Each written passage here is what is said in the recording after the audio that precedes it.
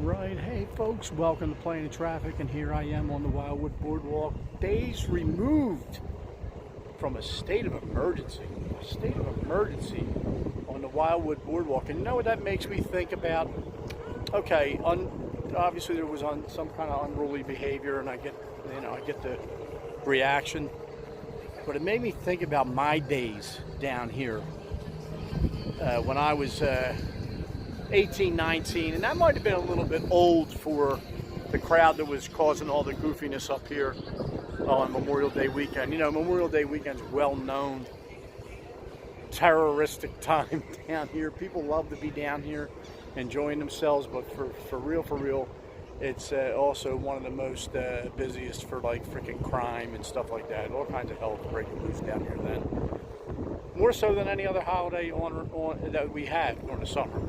So, with that being said, today's episode, we're going to take a little tour of some of my old residential areas and whatnot and what for. And we're going to figure out exactly what the heck it was like in the mid-'80s here. Did they need a state of emergency then? Let's see. To really do any justice to explain mid-'80s teenage getaway time in Wildwood would be to start on 19th Street, and that's where we're at now. There's the big condominium. It's been here since 1831. But you see here, no longer is it the Buccaneer. Hopefully I got some pics to back what it did look like. Okay, the Buccaneer was right there. It's obviously not a hotel anymore. But what still is here? The Malibu. And guess what? Over in that corner was where I spent what we call here in Philadelphia Senior Week. First floor in the corner we were. We graduated high school somewhere around June 1984, early June, and then Senior Week starts, and we're driving down 19th towards the boardwalk because we got accommodations here at the Malibu Hotel.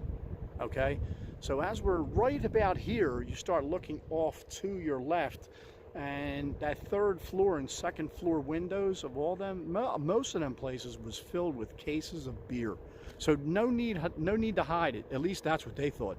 No need to hide it because no need to hide it. And then we were staying back here. Can I get my finger in the picture? Back there in the corner, kind of super in the cut.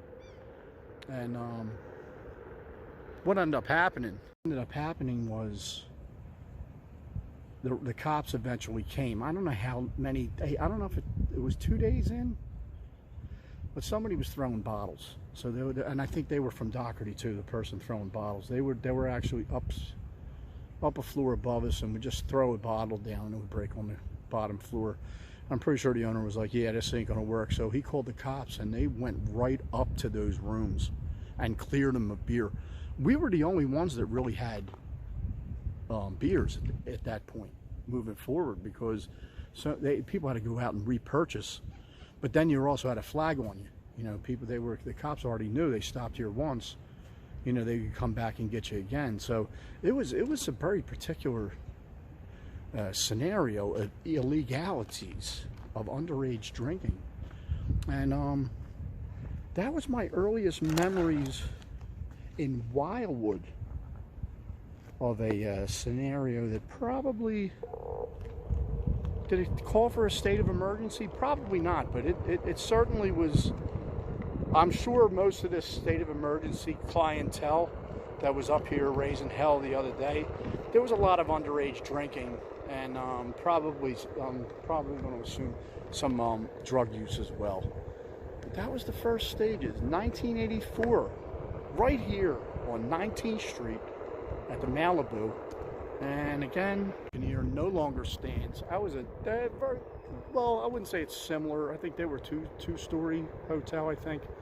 But Buccaneer was a cool spot. The sign still reads the same. It may not be the same one. 23rd Avenue in the boardwalk. This location used to be Mountain Magic Leather, or somewhere in here there was a Mountain Magic Leather. I don't know if necessarily it was on the corner. The reason why I stop here on my second stop of unruly behavior on the Wildwood Boardwalk was the time the Pagan Babies. This was 1988. 1988 or 1987. We played inside this building, and details are a little sketchy. I just, you know what? And at the time, we were actually kind of popular down here. Our 7-inch was selling at a fella's spot up the street, not too far up the boardwalk, and we actually played inside the freaking building. So the dynamic that happens then is this would be the oncoming tram car would be coming right through here, right in front here. And as I was doing the vocals for Pagan Babies, in the back of the building, there was a circle pit that was going on that was actually interfering right around here with the tram car's ability to advance down the boardwalk. So we were quite loud, as you would expect. But in between songs, it was watch the tram car, please, watch the tram cars, please. And that's the only time it would actually get past, because of the circle pit that was actually right over my shoulder right here, right back there in front of Mountain Magic Leather, somewhere around 23rd and the boardwalk. And no state of emergency called, but hey, it was, hey, how y'all doing? All right, enjoy your day. I love friendly people. Anyway, here we are. We're right here. 23rd and the boardwalk. More unruly behavior. Not calling for the state of emergency, but stopping a tram car because of circle pit, mosh pit. It was a circle pit. Punks know. Circle pit. If there was any misunderstanding about pizza, you're looking at it right here. Yeah, I do dig Sam's, but Max runs in the family. And my son's right over there. He's right over there waiting to get some pizza at Max, which I'm going to be doing myself as well. The 2024 season is alive and well at Max Pizza. It's nice to see it open on a Tuesday night, post Memorial Day weekend. Better than Sam's. Wow. See, I was actually going to be nice, but better than Sam's. I like Sam's. I like Sam's, but it's not. I like Max is number one. Yes, that doesn't really matter what anyone says. Meanwhile, Santucci's is literally like a block from Sam's now. Oh, I don't know. Yeah. I don't know. So Santucci's wanted to get in the mix too. So yay pizza! Yay pizza! So there's no pizza review happening. I don't do food reviews. I actually say good or bad, and I just leave it alone because it's not. I'm not even doing any of that. Plus, my granddaughter's watching. I know you. I see you. Yeah, so the Max Pizza is back. 2024 season's underway. You know what Larry calls Max Pizza? Greasy kid stuff. Dude, that was one of the best I ever heard. I love Oak Avenue for a lot of reasons. One of them is a memory that I had with this perspective. Of course, there was a couple payphones right here, and I would call, check in with my mother. What year was that? 1985, 86. And I used to check in with her because I was living down here at that point. I was living on, and I'll show you the place that I was living at. But anyway, would get a break from Castle Dracula's Castle, which was right over this way, over on Cedar Avenue. That's the next street up. Sitting right here, eating a piece of pizza, talking on the phone. Now you got to imagine, this hand had the pizza in it. The phone was in this hand. And as I was looking out into the ocean, I was not looking at the pizza, and guess who was eating it? And it was a seagull sitting perched right on the crust of the pizza, eating the pizza while I was talking on the phone, right here at Oak Avenue. You know, this life that I was living, you could see there was no limit to the shenanigans that was happening. You might wonder what shenanigans were going on here when I was a teenager. Well, this is the old location of Dracula's Castle. So just work. No real shenanigans. I mean, I guess there was some shenanigans, but I just love coming by here and just imagining it was still here. The legendary Snow White, still here, 2024 season. Are the burgers still 60 cents like they were in the mid 80s? Used to buy a bag of food here for literally like $4. And then I'm going to explain what I used to do with that bag of food. That used to be the fun shop right there on the corner. Tarot card reading now. And right to the left here still is an ice cream shop. And what I would do is I would be inside this garage door waiting to leave around, I don't know, somewhere around, usually around 3 p.m. this started out of boredom. And I would start tossing French fries all along this area here where seagulls would come down and eat them. All the way to the point where I got them to come all the way into the store. And then I would promptly scare them out, but by the time they were in the store and I would scare them, they would be then flying around in the store. Again, I'm pretty sure only teenagers would do shit like that, would do stuff like that, I'm sorry. This is the old location though, the old fun shop location at Lincoln Avenue and Ocean.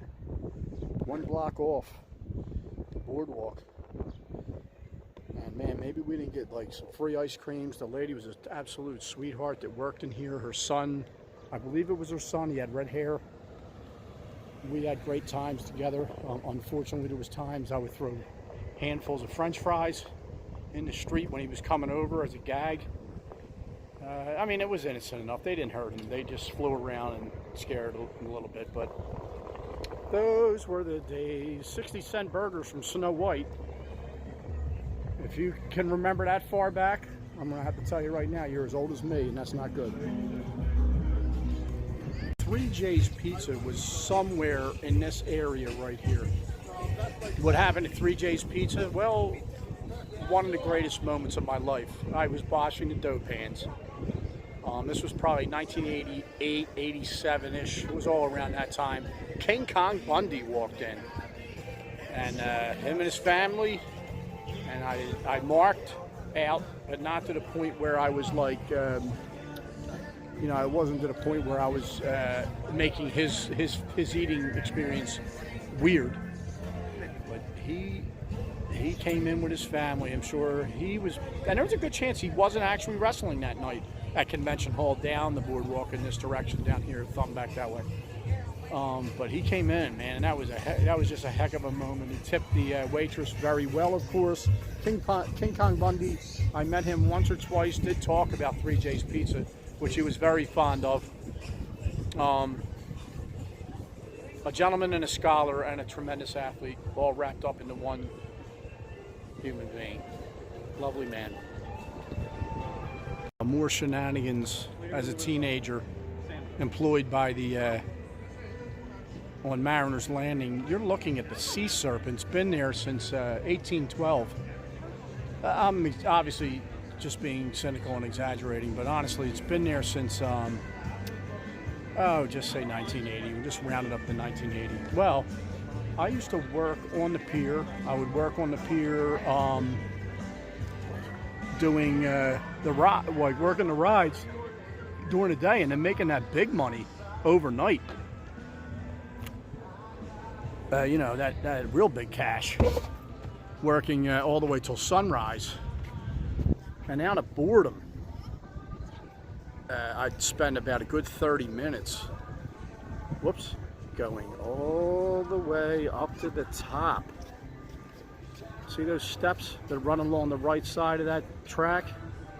And just sit up there and think about what my journey in life was going to be. You know, let's look at it from the distance with the big wheel next to it. Oh yeah, that ride. Get on them steps starting right there. Head on up. Head on up. And sit up there and just watch the pier. I'm sure they didn't want me up there, but I was, you know, 18, 19 years old and bored to death. So, what do you do when you're bored to death? Climb the steps of the sea serpent. Also state the fact that that overnight shift, for me, I stayed on it, but it came to a crashing end for many, as the water park at the back was turned on overnight. And hold on, we in the old Douglas Fudge gazebo, and shooting back here, right in this area. Let me get my finger right back here. That's where the go-kart. I think the go-karts are still there. Let me flip this around.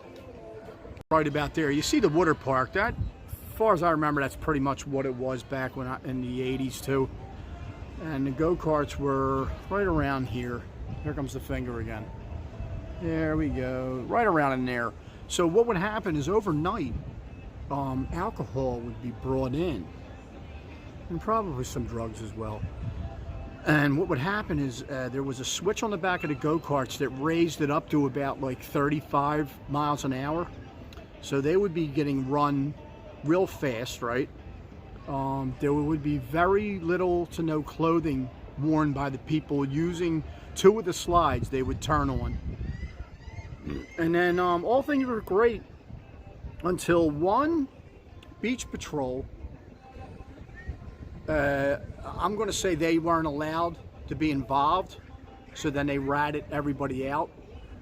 And along with that happening, with beach patrol ratting out who was back here, there was also a gentleman that got caught in infidelity, and that cost him his windshield of his car, and that also was reported to I guess I don't know who owned it back then. I don't know if it was Maury's then or not. Whatever. This was about 86. This is going to the origins of when I first started living down here during the summer. But yeah, the Shenanigans again. It's just, again, remember, folks, this is a video going tandem with there had been a state of emergency in Wildwood over Memorial Day weekend that just passed. And I'm trying to remember all the shenanigans that happened all the way from in the mid-80s. And that's what I'm doing here. So seconds ago, let me see if it's still up there. Oh, it is. Look, right on that Douglas Fudge sign, there's a seagull. And seconds ago, I was wondering why it was standing right here. And I was like, what? There's no food over here. And I was like, oh, yes, there is. There's pizza right over there. Yep. It was standing there like a little sneak. And it's still up there. It's still sitting on the corner. Now it flies away in disgust. Look at them all. They have eyes, man. They have eyes like a perfectionist as they fly amongst. Okay. Yeah, now there's two of them waiting to see if they have a chance. In the gazebo, nonetheless, the gazebo. They look at this. 1919, this Douglas Pavilion right here. And it snuck and flew right over here in the hopes of a snack of pizza. Folks, the following is commercial in nature. Ringer Stadium. I'm right behind Max, so Max Pizza. And right below Max, what a location for this. Ringer Stadium. And if you and for the longest time I had no idea, because this sign wasn't always here. So established 1922, the National Marbles Tournament. I got to see this once, and it looked really, really, really cool. And then long before I saw them do the tournament, which I think I saw the tournament maybe about 10 years back, 15 years. Long before I did see that, I used to say to myself, what do people do? Sit on these things? Like put their beach chairs up and sit there? Oh, no, they don't. It's the National Marbles Tournament. And this is Ringer Stadium. They're celebrating their 100th year. They celebrated that last year.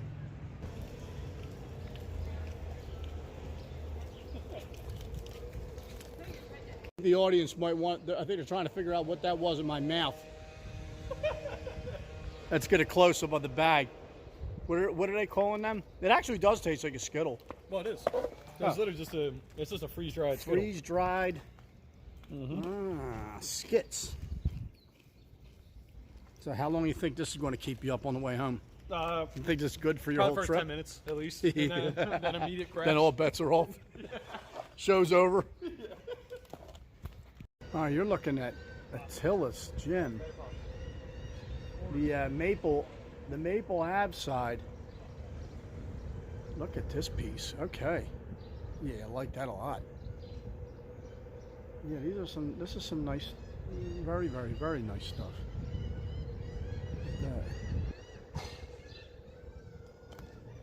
I think everybody knows this already, but if you don't, I'm going to tell you anyway. We are approaching West Wildwood, folks, on Glenwood Avenue. And this bridge, all bets are off, folks. The minute you leave this bridge, you get to the bottom of this bridge right here at this intersection. If you're doing 26 miles an hour, you're getting a ticket, or at least that's the way it used to be. And when I say used to be, I mean, you know, the mid-80s. It says 25, but guess what? 26, you're done. In 1986, this building coming up here, I can tell already from the windows. I want to say it's this one right here. Yep, it is. That one right there. In 1986, that was the first time I really stayed away from home. I think I was young people to live around. There goes the old triangle. That used to be the shape of a triangle. I don't know if it still is. It used to be a cinder block. And they put some, yeah, it's still shaped like a triangle. You can see it. See it? Whatever that bar is, we'll look at it on the way back. But yeah, like that was the thing. Lived there, worked at Mariners Landing, wrote some of the original Peg and Babies songs there. That was before Peg and Babies actually was a thing. But that was, if you want to talk about, you know, teenage years, man, that was you know, underage drinking, of course, and loud music. Played through amplifiers. That got the cops out one time, because that neighborhood for the most part was residential. It was this sunset, a beautiful one, by the way. And this is the Back Bay area, not to be confused with the Delaware Bay. This is the Back Bay behind Wildwood, on the other side of the Parkway. Right out here, this had I think a train used to come through here, or there was some kind of bridge. I'm going to go with there used to be a train that came through here. I have to look that one up, historical wise. But they're out there. Some nights we used to walk out there. Of course, these homes weren't even here then. These homes weren't even here back in the mid-80s. There might have been one, maybe right around there. We used to walk back there and just sit there and relax. It was really, really nice. It had like this old bench. And I remember that. I remember being back there quite often, matter of fact. That was a cool spot to sit and relax after a 12-hour day at Mariners Landing. So here's the old triangular bar. Imagine this used to be, if people were down here, you know, often enough, they will remember this as literally being cinder blocks. They put a nice little coat of paint on it. Look at this crowd they got. And I went in there, me and my buddy Hank went in there, West Side Saloon. And the last time I was in there was no air conditioning, so it shows you how popular that place is. West Side Saloon. Yep, there you have it. Look at it, they're pews right there. I love it. That's even more, makes it even more special. But yeah, coming up on the right was the first house that I rented down here, right here on Glenwood Avenue in West Wildwood, New Jersey. And one of the things you could really expect to happen is here it is right here in the gray. I'll never forget one of them two windows up top, maybe the left one. My buddy Dan used to have a mirror of Rush that he won on the boardwalk that he actually showed. He had that right in the window of the whole. I literally tell people, yo, we live on Glenwood, towards the back, and this is towards the back. Can't go much further. Oh, how are we gonna know which one it is? Oh, there's a rush, like a rush mirror, like one of the little glass things with a wood frame on it. That's how sick that was. Rush, freaking awesome. The one thing about West Wildwood is it's going to flood, and it probably was worse back in the 80s, but I still think it's pretty bad. And you needed a bike. Like I had my skateboard, I had a Zorlak board back then. You could skateboard your way up this to get to work on time. You know what I mean? You see some water here. Look, it's already. It's still sitting here. I don't even remember. I don't even know when it rained last, but yeah, one of the things about it is that it'll flood. So I remember we had bikes. We got a bike over here and ride the bike back and forth to work. And one of the first 2 nights that I rode home from work, it was like, oh, look at all this water, this is awesome, and went flying through a giant puddle of salt water. Woke up the next morning, the chain broke. It just rusted overnight and broke in half. I was like, oh, that was cool. So got to walk in the rest of the summer, and that was early on. And this is a hike to the boardwalk. This is every bit of a mile. Oh, look at this. Two things used to happen here. Well, one, you'd have this mini golf has been here forever. Dates back to 1802. And you know what I mean by that. It's old. It's a message. This one's a message to the Fandemic crew. Brett, definitely Brett. If you don't have one of these that looks just like that, before you die, I'm going to be very mad at you. And you know why. That was pimping. That was straight Phillies pimping. Golf cart, super golf cart. Good. First off, it's like the super golf cart / minivan. Wow. And this video right here, folks. Thanks for watching. I have one last landmark. And again, landmarking this past weekend of the state of emergency that was going on. Somebody's actually on the flight of steps. All day weekend. There's a house right there that, you know, it was always loud music. It really was. It was always loud music. Underage drinking, yes. But in that situation right there, I'm going to put it over my shoulder. Let's see. Yeah, right over there. So I'm going to put it over my shoulder. That situation right there, our neighbors were so bad that we look good. And again, the cops had no reason to really call any kind of state of emergency on the town because anything we did in there. I remember falling through the one window one night. Didn't get cut or nothing. I don't know if the pane just fell out. It looked stupid because I was drinking. We definitely played Pagan Babies music on the top floor. I remember many beer bongs back there, and I remember one guy who came in from the boardwalk with us falling down a whole flight of steps to answer the front door that was already on the second floor. Our front door was on the second floor. 1987 on Maple Avenue. You can see what was right on. Look, this whole area was between the Tillis gym right there. Little steak place. I remember the French fries at this one place right. Would have been over here. Were really good.